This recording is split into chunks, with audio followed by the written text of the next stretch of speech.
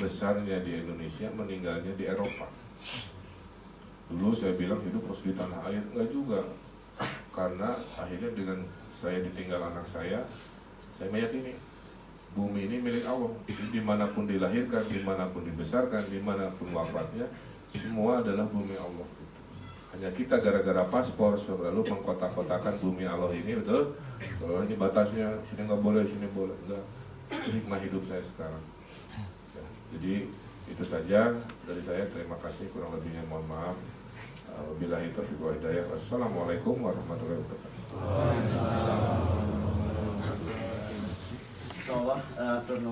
Karena program keumatan. Nah, tapi sebelum keumatan, kawan-kawan di Jepang harus paham, saya ini latar belakangnya arsitek, ya. Karena senang menggambar, hobi berhayal. Ke ITB lulus sebagai arsitek, ke Amerika sekolah juga di bidang arsitek dan tata kota. Dari ratusan karya saya, ada satu jenis bangunan yang saya sangat dekat di hati, yaitu masjid. Ridwan Kamil kecil waktu TK-nya suka dibawa membangun masjid oleh almarhum ayah saya sebagai ketua pembangunan masjid di komplek.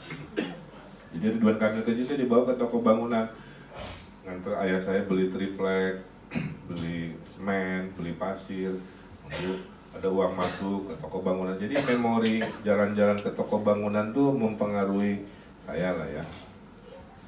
Kemudian pas meninggal ayah saya, nasihatnya sama, jangan pernah berhenti membangun masjid. Itu saya pegang sampai sekarang. Maka sebagai wali kota gubernur saya nggak desain apa-apa lagi, ya, karena berhenti. Tapi kalau masjid, saya desain lillahi ta'ala. Dari skala kecil, musola, masjid di Lombok saat gempa, masjid di Lumajang saat kena letusan gunung, masjid di Jogja, di Kopeng, sampai Palestina baru saya resmikan secara online bulan November. Ya. Dan yang terbesar kemarin yang Al-Jabar. Nah, digabung air-air yang mengalir, digabung dengan angin yang besar, digabung dengan panas bumi karena gunung berapinya paling banyak, itu dikumpul-kumpul Pak, menghasilkan sumber listrik 400 gigawatt. Ya. 350 juta penduduk Indonesia hanya akan mengkonsumsi setengahnya. Maka di masa depan Indonesia akan menjadi baterai dunia, ibaratnya begitu. Diekspor tuh oleh ilmu ya, matahari apa. Jadi coba saya bilang, fabi ayala irabbikum matukadziban, wahai warga Indonesia, syok nikmat Allah mana lagi yang mau kamu dustakan? Negerinya indah terdunia, gunungnya, pantainya, desanya, sawahnya, masyarakatnya ahli sedekah, tuh. Pemudanya optimis, energinya berlebih, akan mengekspor ke dunia. Sekarang fokus ke problem pertama, julid tadi ya. Nah, tugas Ustadz itu udah ahli sedekah tapi julid gitu. Kedua problemnya, IQ kita rendah. Ranking 10 Pak, dari 11 negara di ASEAN. Ranking 10. Ini gak nyambung gambarnya. Ranking 10 dari 11 negara di ASEAN. Paham ya? Nah, anda yang ke Jepang mah udah di atas rata-rata, nggak mungkin bisa survive di sini kalau IQ-nya rendah, betul. Tapi Indonesia mayoritas masih begitu. Jadi di antara kebanggaan, ingat ada PR itu, ya. Ini kan bapak-bapak susah memahami ibu-ibu kan? Ya, mungkin IQ-nya rendah. Mewakili. Nah, saya cerita itu dulu ya.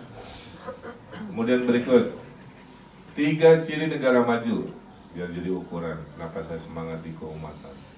3 ciri negara maju, satu adalah ekonomi infrastruktur. Jepang lolos lah ya, jadi contoh. Indonesia juga tadi saya cerita ekonomi. 2, SDM. Makanya nggak boleh stunting. Stunting itu saya kasih tahu ya, terutama yang belum menikah. Stunting itu definisinya gagal tumbuh, ya, karena gizinya buruk dari kandungan, dia gagal tumbuh. Biasanya tingginya pendek, tapi tidak semua orang pendek stunting ya, kan genetika. Dia pendek karena gizi dan lemot, nggak bisa mikir. Maka kalau dia besar, fisiknya lemah, otaknya lemah. Maka apa yang terjadi? Dia nggak bisa survive. Apa yang terjadi? Dia jadi beban negara. Apa yang terjadi? Dia minta bansos seumur hidup. Padahal 2045, 70% penduduk Indonesia itu usianya di bawah 40. Bayangkan, si 70% jadi beban negara, nggak jadi itu negara maju. Yang harus kita selamatkan adalah si 70% penduduk Indonesia itu harus jadi mesin negara. Itulah kenapa saya beresin stunting. Bupati Sumedang terbaik dalam ngurusi stunting. Pakai digital, Pak. Setiap bayi yang stunting ada terdeteksi, kira-kira terlacak ya. Nah, jangan salah ya, bayi stunting itu udah telat. Jadi menyembuhkan stunting itu susah. Yang betul itu saat ibunya masih hamil, Bupati intervensi.